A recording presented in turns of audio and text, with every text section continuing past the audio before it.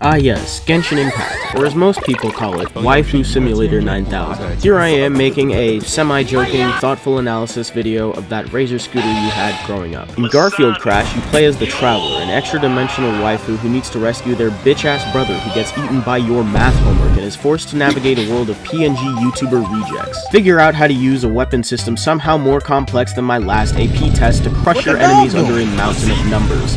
Or don't, because the game has something against short people. Fight through the land of Gacha Hell in order to find your lost sibling and rescue them from the most harrowing beast of them all, high school geometry. You know something is wrong when Sonic starts stealing your enemy designs. Are you a big fan of RNG? Well, I've got good news. Every single unlock in this game is entirely reliant upon rolling dice at the speed of sound for 6 hours until you get the weapon, stat, artifact, or anime woman your dark little heart desires. Or you know, you just crack open that wallet of yours and spend some actual money. This game will do a number on your social life and any or all testosterone you might have had before downloading it.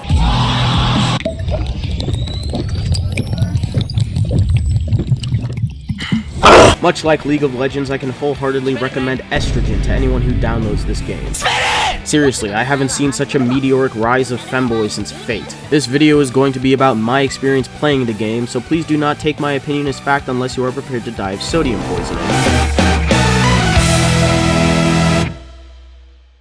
I don't think I'm exaggerating when I say that anime women are what attracted most people to this game. For example, Lisa is a character who always sounds like she's at all times on the verge of apotheosis. Just do a bit of rock climbing and listen to her overly enthusiastic moaning for the next 8 hours. There's a random chance at unlocking a character, a 5.1% chance to be exact. So if you want a particular character, tough luck, get fucked. You could get a high-level DPS who carries you through the entire game harder than parrying in Dark Souls, or you could get 3 511 short in a row and desire death.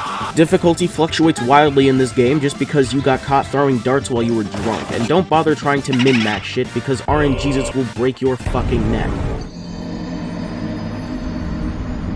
I had the most fun with this game screwing around and using whatever I found most enjoyable and not whatever was the strongest. Because playing the game optimally requires you to roll a dice with a 0.3% chance of an unlock or spending upwards of $2,000. Exercising patience and self-control is something that Genshin players struggle with. Falco! So selling your car and mortgaging your house may be a necessity to unlocking big-titty pirate models.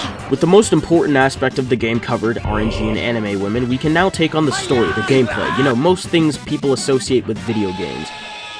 And much like everything in Japan, the lore is some bullshit, so my second piece of advice is don't care about any of it. You kinda signed away all your rights to give a fuck after you downloaded the game. Gonad Collision has an amazing soundtrack. I don't think I'm exaggerating when I say that it has one of the best soundtracks in gaming history.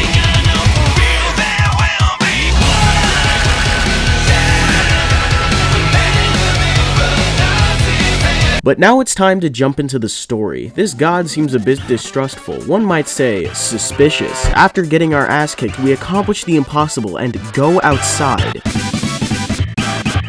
Welcome to Tevat, land of weebs, laborious prison sentences upon said weebs, and the strongest Starbucks fans. So we travel to the land of the tutorial level, rolling dice in search of some bitches. In Metal Gear Rising, we sought after the Muse, and in Halo, we tried to escape Brazil, but in Genshin Impact, our objective is to get the hose. Seriously, it's really difficult to make progress in this game unless you get a slightly stronger pair of breasts. Populating this world are several factions of enemies with subgroups, elemental specializations, and this bullshit. The enemy variety paints a picture of a world overrun by war and destruction that must be quelled. Like the Hilichurls, an intelligent race capable of emoting and complex thought, which is why they must be destroyed. The only intelligent race here will be mine, thank you very much. There is only one fun way to play, and that's to commit war crimes in Bosnia. Welcome one and Holocaust to the mass genocide of an entire culture. All this killing brings back memories of the murders I committed in 2018. Another faction are the Fuatui of Shneznaya, a heavily armed organization who call themselves diplomats who seek to rule the land of Tevat using a very advanced psychological technique called lying. Looks like it's time to take on the entire cast of the Bible. It's a pretty good book. My favorite part was the genocide. You won't see me crying, I'm fully stacked diamonds, fully stacked diamonds, fully stacked diamonds. You won't see me cry behind my fully stacked diamonds. G Fuel Thwack teaches us the quickest way to social distance someone's head from their neck. But in order to maximize your proficiency in the deliberate killing of a large number of people from a particular nation or ethnic group with the aim of destroying that nation or group, you must quickly switch between your DPS and all the rest. Certain characters and enemies have elemental specialities because the combat being totally based on RNG wasn't bad enough, and depending on the enemy, it can ruin the game completely, unless it's the nature one, because nobody gives a fuck about the environment. Every character uses one of 5 weapon classes to recreate Hiroshima. Carefully choosing your weapon is imperative to, oh wait, no, it's random, get fucked. The combat in Genshin Impacts is definitely the strong point, even if it boils down to assigning math homework to defeat your enemies. See me after class. Fuck you! And we haven't even touched on optimizing your squad to deal maximum damage to the native population by upgrading and customizing weapons and artifacts, which usually requires an obscene amount of time and resources to accomplish. Because if obtaining marginally better stats doesn't take an absurd amount of time and money, are you even playing Genshin? Speaking of acquiring resources, you'll need to explore a lot in this game in order to make progress. That was a terrible segue, but trust me, this is one of the best parts of the entire game.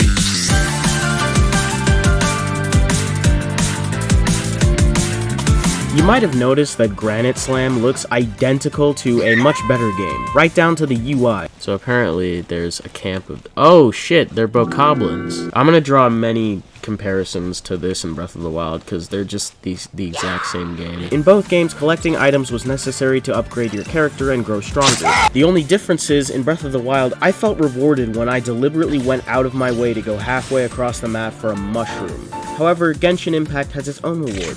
You get to see more of this beautiful map. Seriously, the exploration in this game is amazing, and the more exploring you do, the more native species you can escort to meet God. Exploration is a big part of Genshin, as with all open world games. What's that? You don't feel like traveling halfway across the map just to get one thing? Don't worry, we got you covered with fast travel points. Is this now a fast travel location?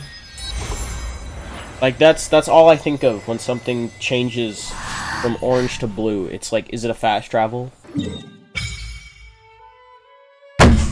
Oh my god, this is the most predictable game in the entire world. It's a high point in an open world game. The fuck were you expecting? Well, at least I didn't have to climb to the top of this antenna.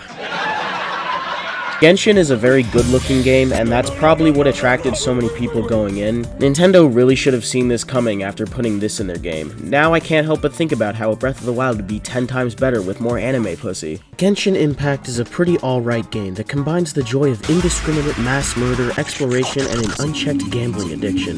The combat is fun, and there's hardly a dull moment, even if it's all simply inflated values with no meaning. Speaking of which, we're almost at 1,000 subscribers. But my main issue with this game isn't the breasts, it's the gambling. RNG shouldn't be a mechanic when you brand your game as an action RPG heavily dependent on strategy. That shit can fly in Azure Lane, but not here. Not to mention, it's just way faster to spend actual money to get the anime woman you want.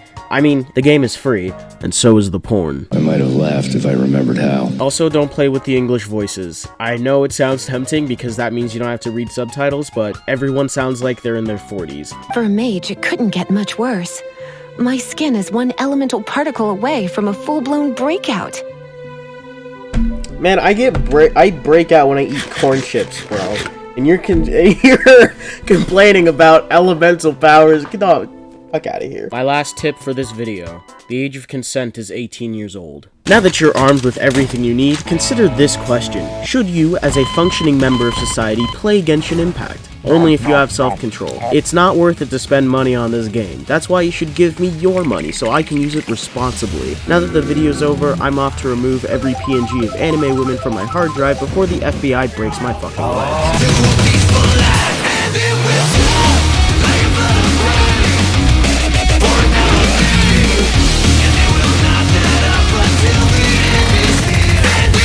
Thank you guys so much for watching. I know it's been a while since I've uploaded, and I've had an absolute blast making this video, and I really hope to continue this trend of like pseudo commentary. It's really fun, and I enjoy taking a closer look at video games and memeing the shit out of them. Oh yeah, we're 7/10 of the way to 1K, so subscribe so you can be cooler than everyone.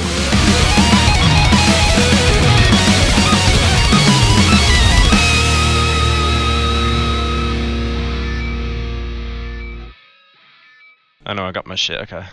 Yep. Oh fuck, okay. Oh, I didn't know I had that mod on. Okay, oh, whoa, okay, it's been a good stream.